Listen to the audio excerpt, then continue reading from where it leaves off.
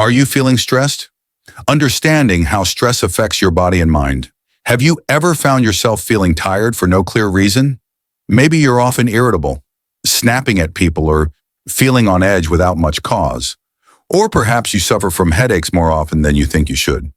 These are common signs many people experience, but don't always connect to something deeper going on inside their bodies. What if you just can't seem to sit still? Maybe you feel restless and unsettled, even when you have no urgent reason to be. Have you noticed that you catch a cold every other week? Or that your tummy seems to be upset more often than usual? Sometimes you might be battling a shoulder ache or a persistent back pain that just won't go away. And to make matters worse, you notice a new pimple popping up almost every day. If any of this sounds familiar to you, there is a chance that you might be dealing with stress. Stress is something that almost all of us face, but it doesn't just affect how we feel emotionally. It also impacts our body in many ways, often making us sick or uncomfortable. What exactly is stress? The World Health Organization defines stress as a state of worry or mental tension caused by a difficult or challenging situation. This means that when your mind is overwhelmed or worried, your body reacts too. But why does simply worrying or feeling tense cause real problems like headaches, tummy aches, or even make us sick? How does stressing about an exam or a work deadline change what is happening inside our bodies? How does it affect the tiny cells that make us who we are? To understand this, we need to learn about the role of certain hormones that our body produces when we feel stressed. The role of hormones in stress. If you ever read about stress, one hormone you will often see mentioned is cortisol. Cortisol is called the stress hormone. It plays a very important role in how our body responds when we feel stressed. Your body releases cortisol when a special system inside your brain and body called the hypothalamus pituitary adrenal axis, or HPA axis for short, is activated. This system is like a chain reaction that starts in your brain and sends signals to different parts of your body to help you deal with stress. Here is how the HPA axis works. Imagine you are suddenly faced with a stressful situation. Maybe you see a tiger, if you lived long ago, or you have a big deadline coming up for work or school. Your nervous system kicks in right away and starts your fight or flight response. This is your body's way of getting ready to either run away from danger or fight it.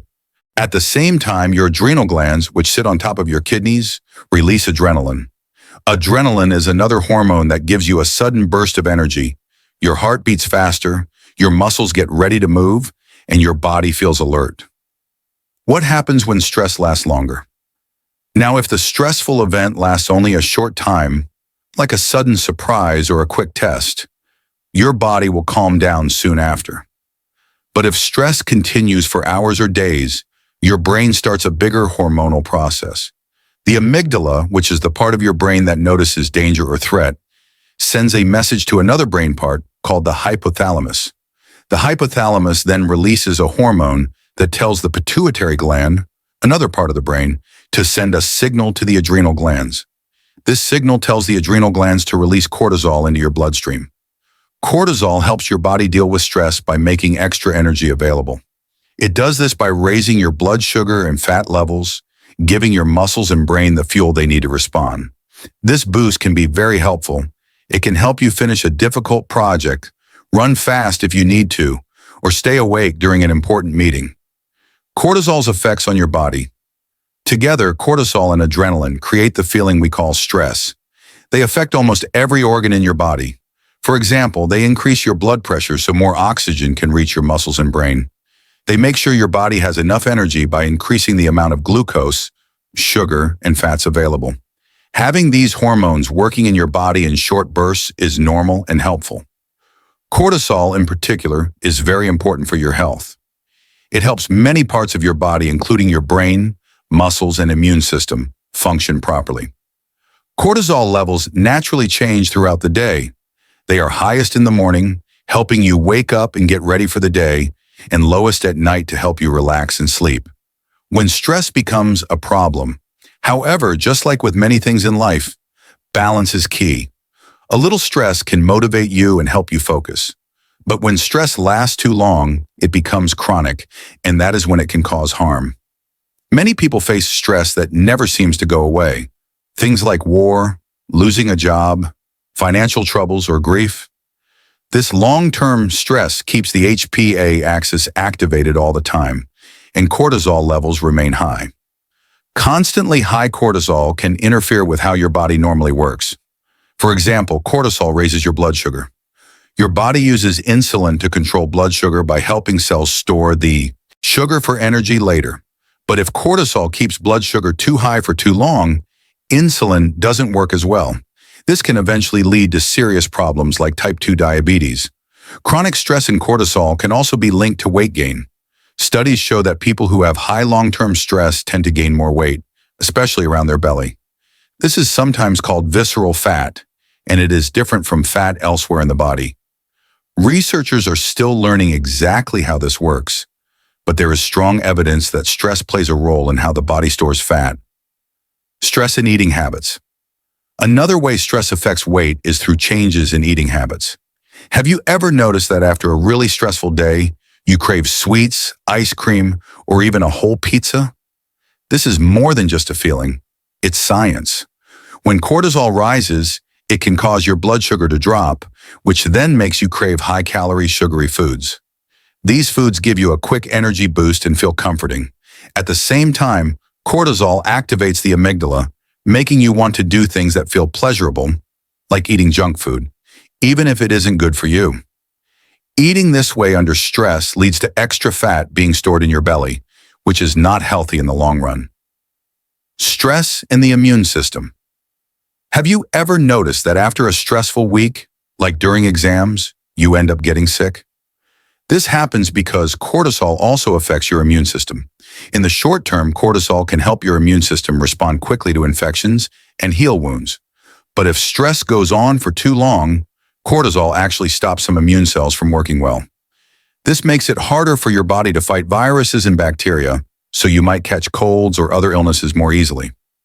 Chronic stress also causes inflammation in the body. Inflammation is your body's way of protecting itself from injury or infection, making tissues red, swollen, and painful.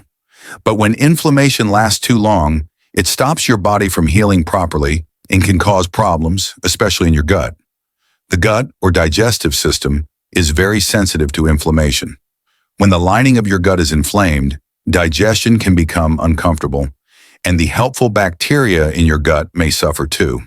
This can lead to tummy troubles like indigestion or other digestive issues. Long-term inflammation is linked to many other serious health problems, including heart disease, diabetes, and even aging faster than normal. Stress doesn't just affect your body, it also changes how your brain works. When stress lasts a long time, it can actually change the connections in your brain. The part of your brain called the hippocampus, which helps with memory, can shrink under constant stress. This can make it harder for you to remember things or learn new information. Stress hormones and inflammation can also affect your mood and how well your brain functions.